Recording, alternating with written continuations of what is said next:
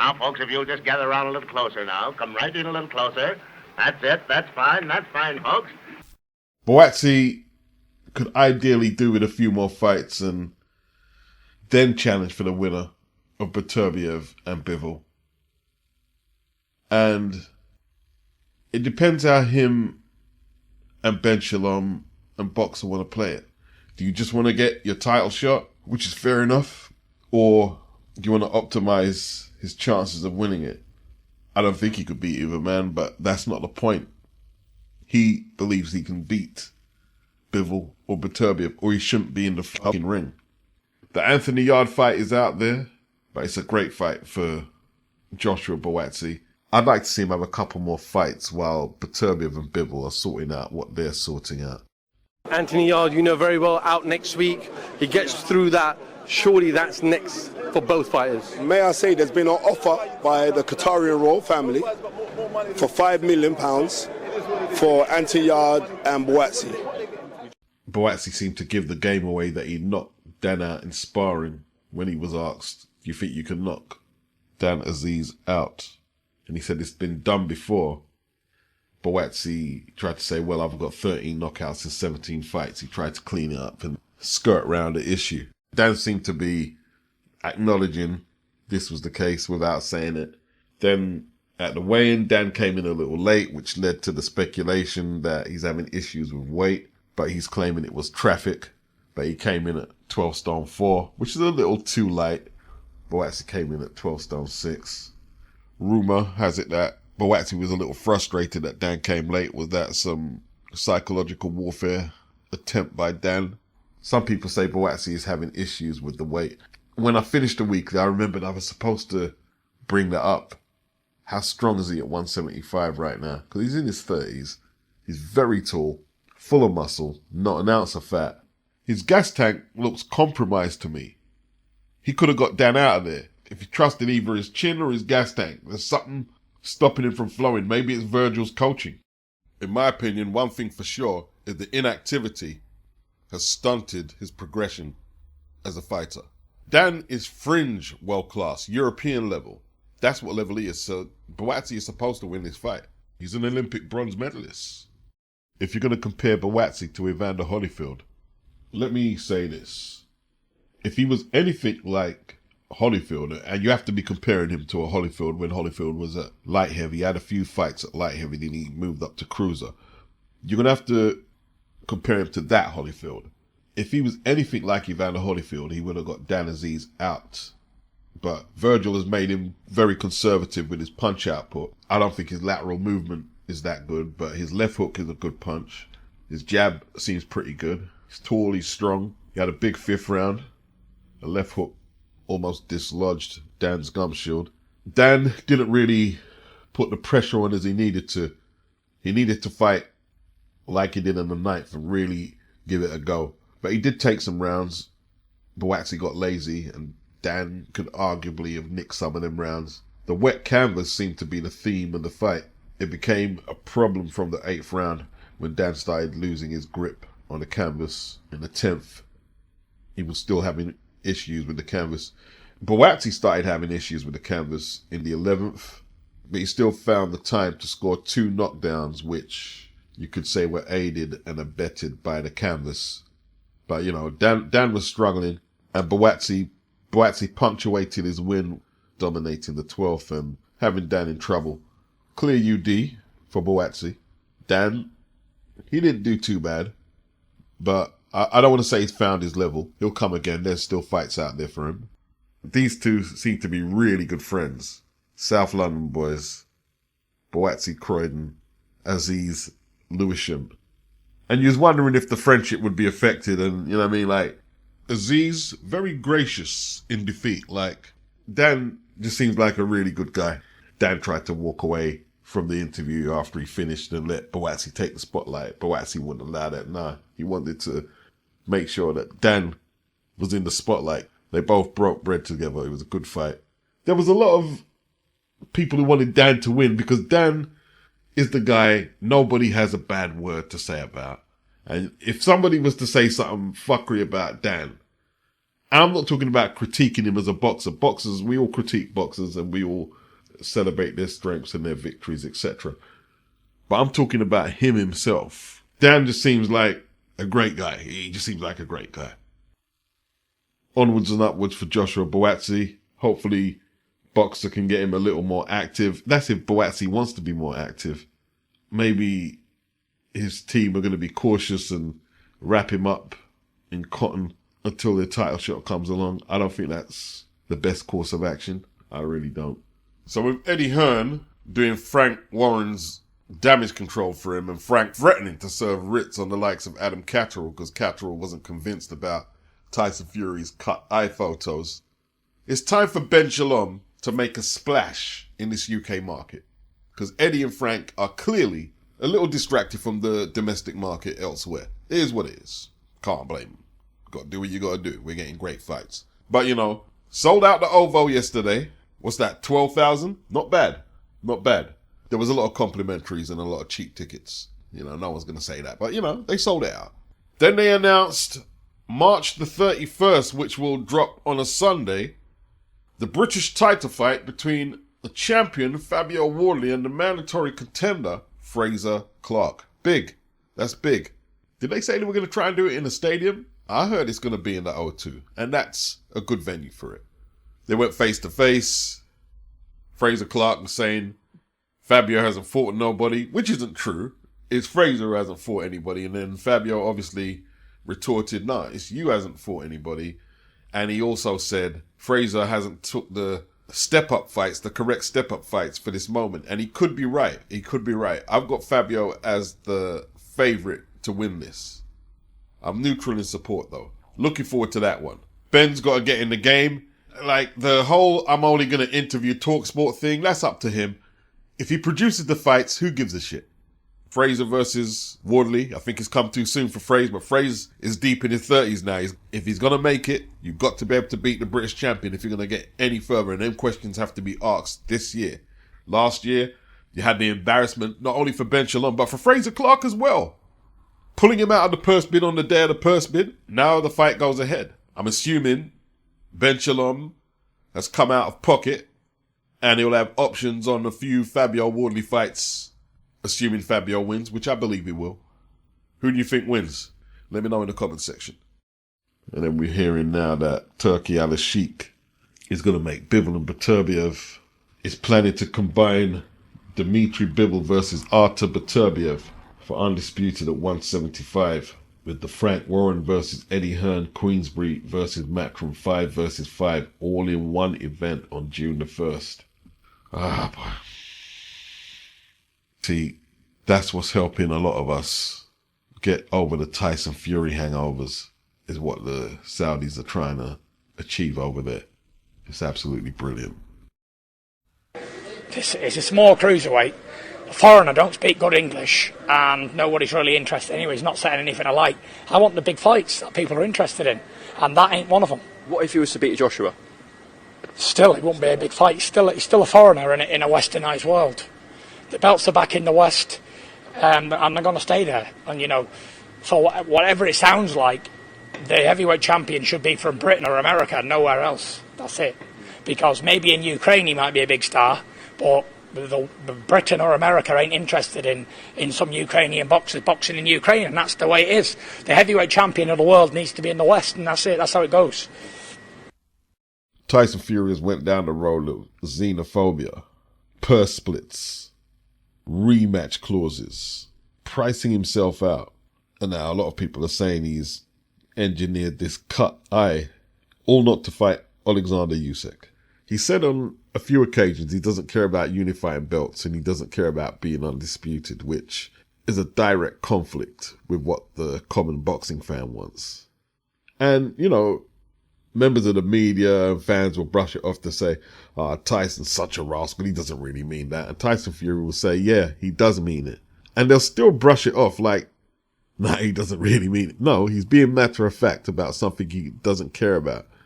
And whether it's intentional or not, he's talking it into existence that he won't attempt to become undisputed champion, especially if he doesn't fancy the smoke with the opponent. And it's about time you start listening to what he says and not interpreting to what you think he meant, because it makes you feel better.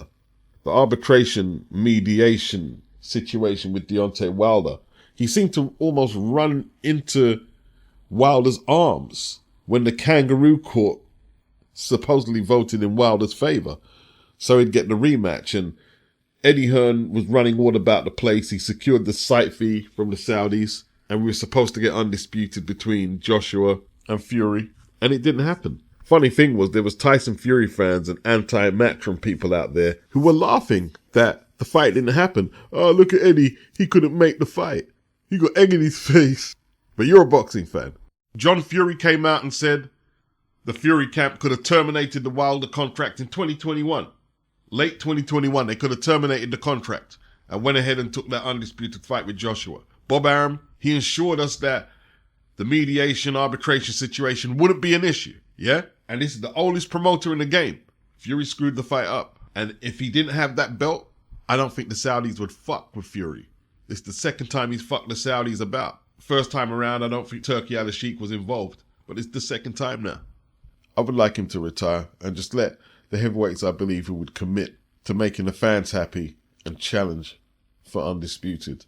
You know, I'm talking fighters like USYK, Joshua, Zhang, Joyce, Govic, Kabayel, and there's more. I'm split now between rational thinking and conspiracy theory, because all signs lead to the theory that him getting beaten up in sparring, and this is a good source that Johnny Nelson had, allegedly getting knocked down by Jai Opataya, floored by a novice boxer in Francis Ngannou in November. All theories are leading to, yes, he would try and find a reason to pull out of this fight. But then I see the cut, and if it is fake, I'd have to assume that the Saudis are in on it, because he's had to prove that he is genuinely cut. Their doctors would have looked over on the cut, and unless they're in on the conspiracy to pull him out, let's keep it real. A lot of us, we're not keen on Fury anyway, so we're looking for any reason just to dump on him right now, even if the evidence suggests that it could be a legit cut.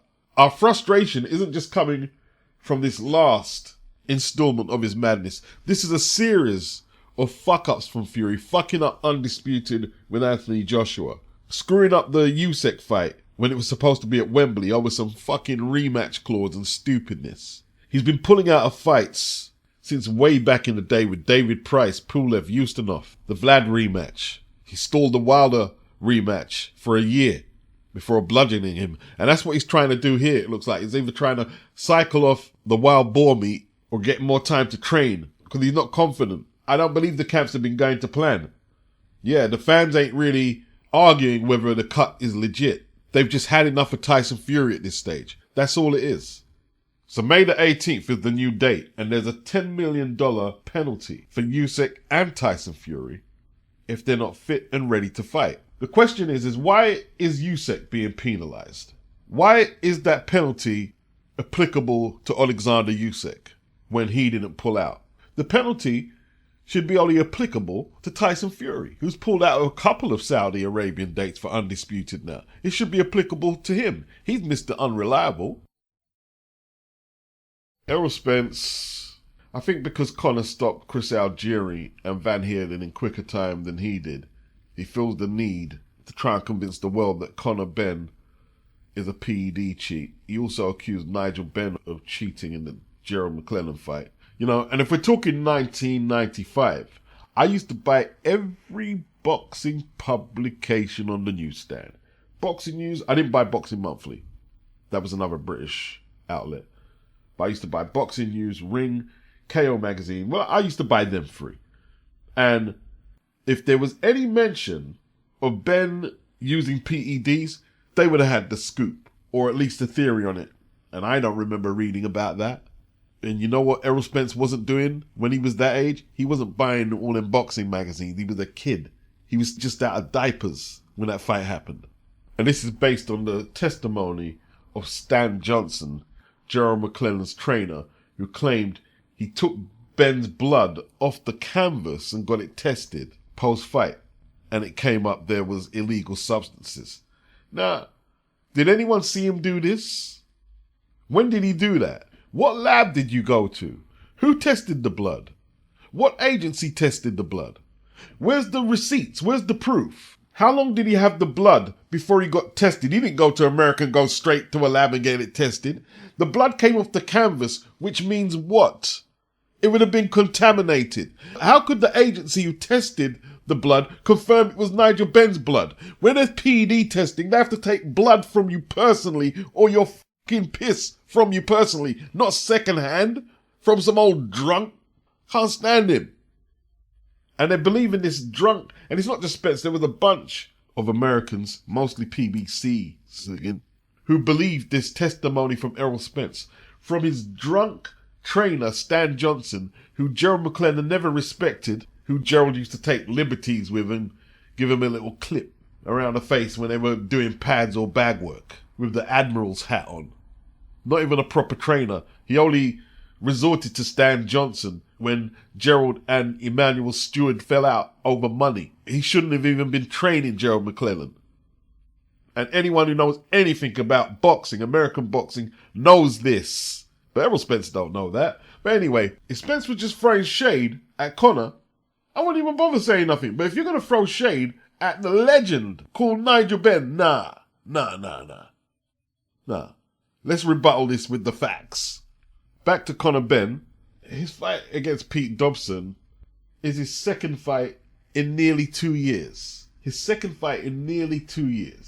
Dobson is a big welterweight, a massive welterweight. He was inactive himself, in all truth. But Conor has clearly lost momentum. He's lost momentum. Perhaps the Harlem Eubank fight isn't a bad fight. That's what Chris Eubank has been talking up. Let's not underestimate Pete Dobson. He's a big welterweight. Harlem Eubank moving up to 147. Let's see him take on the likes of Pete Dobson. Let's see how he'd get on. What about Harry Scarf? Would he fight Pete Dobson? 16-0, decent punch, big welterweight? I don't know. Conor got the W, that was the main thing. He did some good work in there. He's very good at shutting down the space. He moves in very quick, but long to mid-range, he shuts off sometime defensively, and he was getting caught with an uppercut. And he ate them without no issue. But a decent banger. He's going to end up on the canvas, especially if he's fighting these welterweight / light middles. End up on the canvas. You know, second fight in nearly 2 years. He's rusty. He's still rusty. Doesn't matter how much training and sparring he does, he's still rusty. I'd like to see him take on some domestic fights. Harlem Eubank is good. I think it would actually sell well if Chris is promoting and talking it up and everybody gets on board. But the problem with Harlem using Chris as the mouthpiece is Chris has ostracized a lot of people in the game. He doesn't get on with Eddie Hearn. He doesn't get on with Frank Warren. Would Eddie Hearn be prepared to entertain Chris Eubanks in the promotion? The Eubank Jr. fight, Eddie seems determined to make it, and you can see the frustration that Eubank ain't biting. But if Eubank has got other plans, he's got other plans. You know, that fight, how much time has it been off and on? When is Eddie going to walk away and just leave it? You know, he was on the mic yesterday saying, why don't Eubank take the fight? It's highest career payday he'll ever take. Because he doesn't want to take it. Whether his dad's deterred him from taking it or not, he doesn't want to take it. Conor's last two performances, which have went the distance, has to be a revaluation on Conor in 2024. He hasn't fought in the UK since 2022. I don't think Eddie, is taking this into account. He's being ignorant that a lot of stuff has changed. Even Eubank himself. Since the proposed first Conor Eubank fight, Eubank was knocked out. Yeah, he won the rematch against Neil Smith, but he was knocked out. Conor hasn't fought in the UK since 2022. He's been fighting in America his last two. 2 fights in the last 2 in America. Everybody was talking about Dan Azeez and Buatsi yesterday because the 2 cards clashed in the same time zone.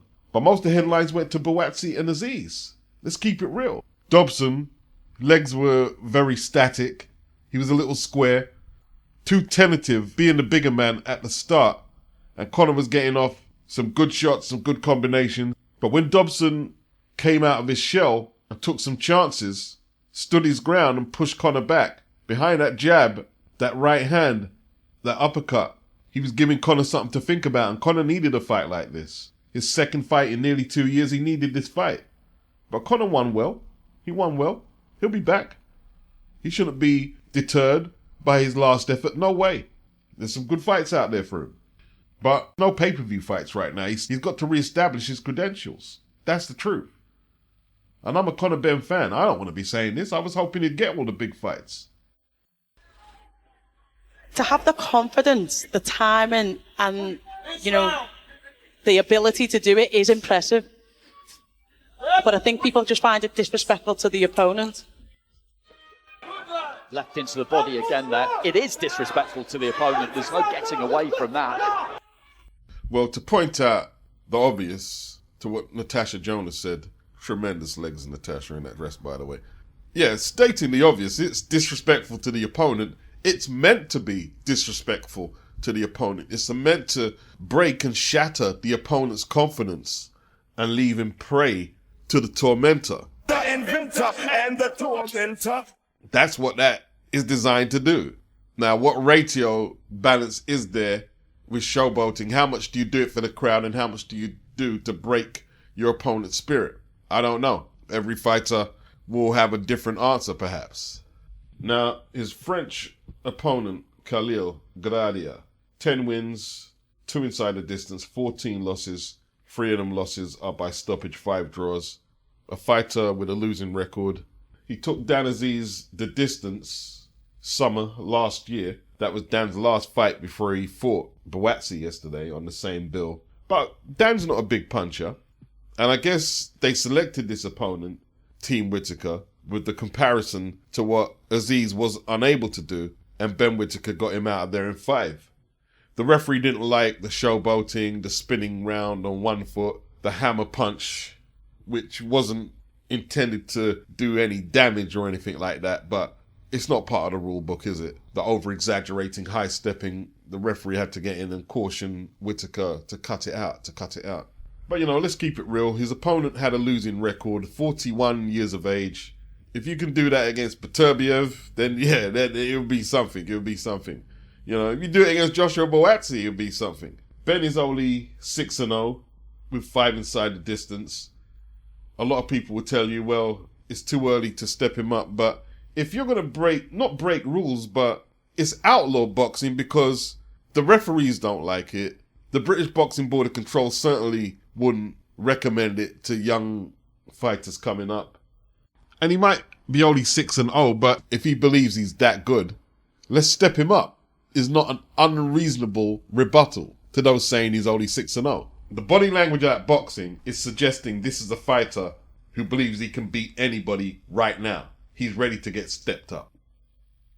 But Benn got the job done in the 5th, put his man down and the referee jumped in. Benn Whitaker's going to be Benn Whitaker. My opinion on it, which I'm not giving away one way or the other because there's a few layers in the debate as far as I'm concerned. He's going to do what he's doing. There's a lot of people who feel they're getting their money's worth, whether they're paying their Sky subscription or they bought a ticket to the show, they're getting their money's worth. And other people are just waiting for the day someone comes over the top with a right hand over that low left hand and puts him on his back. But that's what the Showboat'S sign up for. It's outlaw boxing. You know, he's going to play the villain in a lot of his fights. The aim is for people to show up to want to see him win and equally show up to see him lose. Either way, you're paying admission and that's money in his pocket. He's very tall for a light heavy, 6'3". His reach isn't listed on BoxRec. The whole showboating reflex, Nassim Hamed-esque thing is working at this level. The reflexes look pretty sharp. The authentic boxing purist would not approve, but it's all about results. Olympic silver medalist, I believe, 2021. Some people are entertaining him taking on some names right now. Dan Azeez, perhaps, who just lost. They're on the same roster. Easy fight to make. Would Dan willingly take the stepping stone role, knowing that it could be looked upon he is taking the stepping stone role to build the younger man as an attraction?